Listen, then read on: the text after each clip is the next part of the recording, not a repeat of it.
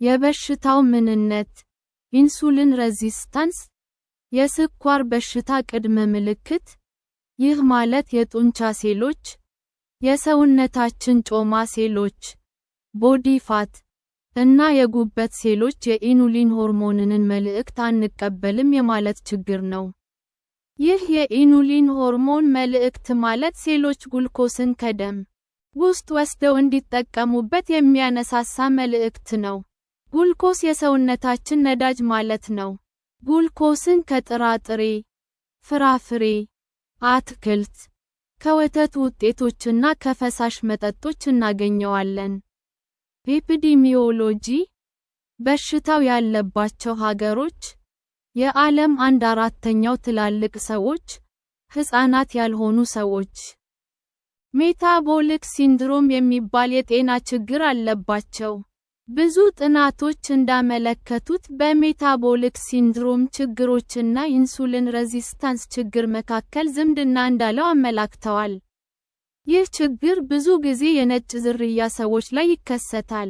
ለቅድመ ስኳር በሽታ፣ ለስኳር በሽታ፣ ለልብ እና የደም ቱቦ በሽታዎችና እንደ ስትሮክ ላሉ ሰሪብሮቫስኩለር በሽታዎች ተጋላጭ የሚያደርጉ ችግሮች ተመሳሳይ መሆናቸው በጥናት እየታወቀ ስለመጣ የልብና ደም ቱቦ ሳይንስ፣ የሆርሞን ማመንጫ ስርዓት ሳይንስ እና የህብረተሰብ ጤና ሳይንስ እየተዋሃዱ ይገኛሉ። They consider a constellation of risk factors for diabetes and heart disease. የዚህ በሽታ አንዳንድ ምክንያቶቹ ማስወገድ የምንችላቸው ስለሆኑ እና ከልክ በላይ ውፍረት በጣም እየተስፋፋ ያለ ችግር ለሆነ የአኗኗር ዘይቤ ለውጥ ሕክምና ላይ ትኩረት ተሰጥቶ እየተሰራበት ይገኛል። የሚከተሉት ነገሮች የዚህ በሽታ የቅድመ ስኳር በሽታ ምልክት እና የስኳር በሽታ ምክንያቶች ናቸው። ከልክ በላይ የሆነ ውፍረት፣ በተለይ ደግሞ ሆድ አካባቢ፣ እንቅስቃሴ የሌለው የአኗኗር ዘይቤ፣ ሲጋራ ማጨስ፣ በቂ እንቅልፍ አለመተኛት። የአሜሪካ መንግስት ከ45 ዓመት በላይ የሆናቸው ወፍራም ሰዎች የስኳር በሽታ ምርመራ እንዲያደርጉ ይመክራል። ኮዘዝ የበሽታው መነሻ ምክንያት ለዚህ በሽታ መከሰት ምክንያት የሚሆኑ ብዙ ነገሮች አሉ። ከሁሉም ምክንያቶች ግን የዘር ምክንያት ከፍተኛ አስተዋጽኦ አለው። አንዳንድ መድኃኒቶች ለዚህ በሽታ ይበልጥ ተጋላጭ ያደርጋሉ። በተጨማሪም ይህ የጤና ችግር ከሚከተሉት ሁኔታዎች ጋር የመያያዝ ክስተት አለው። ሜታቦሊክ ሲንድሮም የምንለው የጤና ችግር ማለት የተለያዩ የጤና ችግሮችን ያቀፈ ችግር ነው። እነዚህም ከልክ ያለፈ ውፍረት፣ በተለይ ደግሞ ሆድ አካባቢ፣ ከፍተኛ የደም ግፊት፣ ከፍተኛ ኮሌስትሮል እና ከፍተኛ ትራይግሊሰራይድስ ናቸው። ውፍረት፣ እርግዝና፣ ኢንፌክሽን ወይንም ከፍተኛ በሽታ መታመም፣ የአእምሮ ጫና፣ እንቅስቃሴ አለማድረግ እና ከፍተኛ ክብደት። ስቴሮይድ ስንጠቀም የዚህ በሽታ ሌሎች ምክንያቶች የሚከተሉት ናቸው። አንዳንድ መድኃኒቶችን መውሰድ፣ ዕድሜያችን እየገፋ ሲሄድ፣ ስንተኛ የአተነፋፈስ ችግር ካለብን፣ ስሊፕ አፕኒያ፣ ሲጋራ ማጨስ። Metabolism of glucose is important as to high and too low concentrations can cause serious complications. Symptoms የበሽታው ምልክቶች በመጀመሪያ ወቅቶች ላይ ይህ በሽታ ምንም አይነት ምልክቶች አያሳይም። ይህ በሽታ ምልክት ማሳየት የሚጀምረው በደማችን ውስጥ ያለውን የስኳር መጠን ከልክ በላይ ከፍ እያደረገው ሲመጣ ነው። ይህ ሲከሰት የሚከተሉት ምልክቶች ይታያሉ።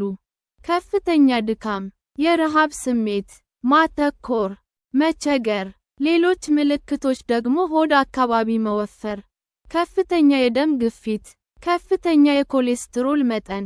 ይህ የጤና ችግር ወደ ቅድመ ስኳር በሽታ የጤና ችግር ወይንም ወደ ስኳር በሽታ አይነት 2 ከተሸጋገረ በደም ውስጥ የስኳር መጠን መጨመር እና የስኳር በሽታ አይነት 2 ምልክቶችን ያሳያል።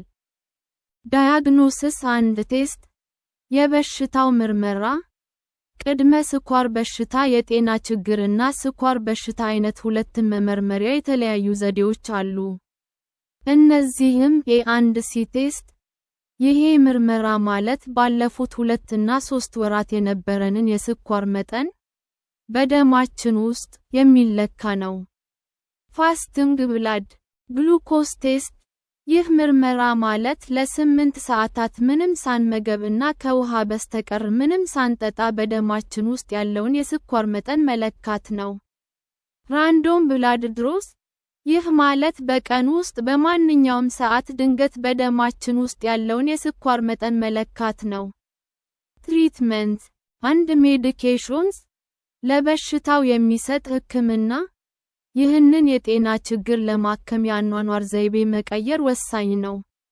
ማለትም የስኳር እና የካርቦሃይድሬት አወሳሰዳችንን መቀነስ ይኖርብናል። ከዚህ በተጨማሪ መድኃኒቶችን መውሰድ ሊኖርብን ይችላል። ለዚህ በሽታ የሚወሰዱ መድኃኒቶች የሚከተሉት ናቸው። ሜትፎርሚን፣ ግሉኮፌጅ። ይህ መድኃኒት የስኳር በሽታን ለማከም የሚወሰድ መድኃኒት ነው። ይህ መድኃኒት 2 ጥቅሞች አሉት። እነዚህም ጉበት ግሉኮስን ወደ ደማችን እንዳይለቅ ይከለክላል። በተጨማሪም የጡንቻና ጮማ ሴሎች ፋት ሴልስ ለኢኑሊን ሆርሞን ይበልጥ ታዛዥ እንዲሆኑና ግሉኮስን በብዛት ከደም ውስጥ እንዲወስዱ ያደርጋል። በእነዚህ ጥቅሞቹ ምክንያት ይህ መድኃኒት በደማችን ውስጥ የሚኖረውን የስኳር መጠን ከመጠን በላይ እንዳይሆን ያደርጋል። ይህ መድኃኒት ከተወሰኑ የጨጓራና አንጀት ተጓዳኝ የጤና ችግሮች በስተቀር ሌላ የጤና ችግር አያመጣም። ቤካርቦስ ፍሪኮዝ። ይህ ለዚህ በሽታ የሚወሰድ ሌላ መድኃኒት ነው። ይህ ደግሞ በአንጀታችን ውስጥ ምግብ ቀስ እያለ ወደ ሰውነታችን እንዲገባ የሚያደርግ መድኃኒት ነው።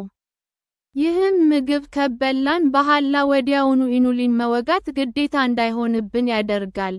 በኢኑሊን ላይ ጥገኛ ያልሆነ የስኳር በሽታን መከላከል። ፕሪቬንት ኖን ኢንሱሊን ዲፔንደንት ዳያቢቲስ ሜላይቱስ ትራያል አልሶ ኖን አዝ ዘ ስቶፕ NIDDM ትራያል በሚለው የጥናት ፕሮጀክት ውስጥ በተደረገ ጥናት ይህ መድኃኒት የስኳር በሽታ መከሰትን በ25% መቀነስ እንደቻለ ማወቅ ተችሏል። ቀላል የአኗኗር ዘይቤ ለውጥ ማድረግ ለውጥ ያመጣል። ይህ በሽታ ይዞን ከሆነ ጤንነታችንን የሚያሻሽሉ ነገሮችን ማድረግ እንችላለን። በቀን ቢያንስ ለ30 ደቂቃ መካከለኛ አካላዊ እንቅስቃሴ ማድረግ በጣም ጠቃሚ ነው። ከሐኪማችን ጋር በመነጋገር ጤናማ ክብደት እንዲኖረን መጣር። ጤናማ የአመጋገብ ስርዓት መከተል።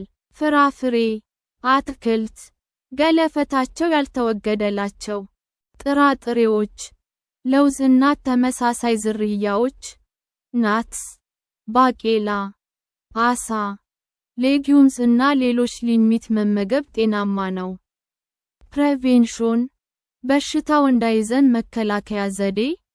የዚህ በሽታ አንዳንድ ምክንያቶች፣ ለምሳሌ በዘር ይህ በሽታ ካለብን ይበልጥ ለዚህ በሽታ ተጋላጭ ነን።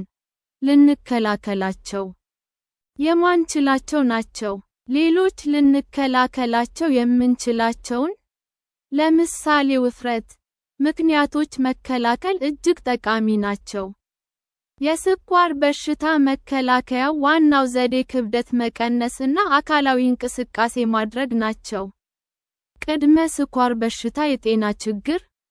ፕሪዳያቢቲስ ያዘን ማለት ስኳር በሽታ ይዞናል ማለት አይደለም። ጥናቶች እንደሚያመለክቱት ጤናማ የአኗኗር ዘይቤ በመለወጥ ፕሪዳያቢቲስ ካለባቸው ሰዎች 58% የሚሆኑት የስኳር በሽታ እንዳይዛቸው ማድረግ እንደቻሉ ያሳያሉ።